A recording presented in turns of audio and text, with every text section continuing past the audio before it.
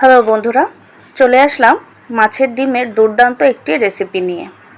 রান্নাটা আশা করছি সকলের কাছেই ভালো লাগবে। প্রথমে আমি এখানে পরিমাণ মতো তেল দিয়ে নিলাম। এখন একটি তেজপাতা ছিঁড়ে দিয়ে দিলাম।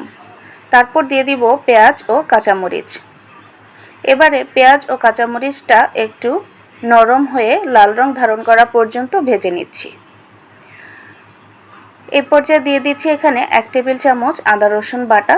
আদা রসুনের কাঁচা গন্ধটা চলে যাওয়া পর্যন্ত নেড়ে ভেজে নেব। এই পর্যায়ে দিয়ে দিলাম 2টো টমেটো। টমেটোটা নরম হয়ে আসলে দিয়ে দিচ্ছি এখানে 1 কাপের মতো পানি। এবার দিয়ে দিব স্বাদ অনুযায়ী লবণ, হলুদ গুঁড়ো, মরিচ গুঁড়ো, ধনিয়া গুঁড়ো এবং গরম মশলার গুঁড়ো। তারপর এটাকে খুব ভালোভাবে কষিয়ে নেব মশলা থেকে তেলটা উপরে চলে আসা পর্যন্ত। তো এই পর্যায়ে আমার মশলাটা কষানো হয়ে গিয়েছে। এখন মাছের ডিমটা কিছু পরিমাণে পানি দিয়ে খুব ভালোভাবে মিক্স করে সেই মিশ্রণটা ঢেলে দিচ্ছি।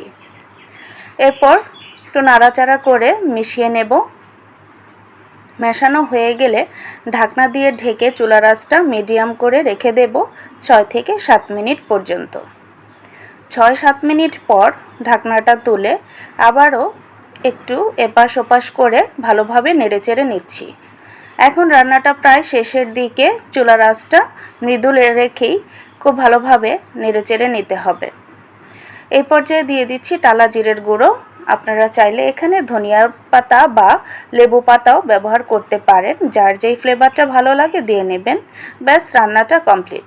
তো বন্ধুরা, রান্নাটা কেমন লেগেছে অবশ্যই জানাবেন এবং সাবস্ক্রাইব ও লাইক করতে ভুলবেন না। আল্লাহ হাফেজ।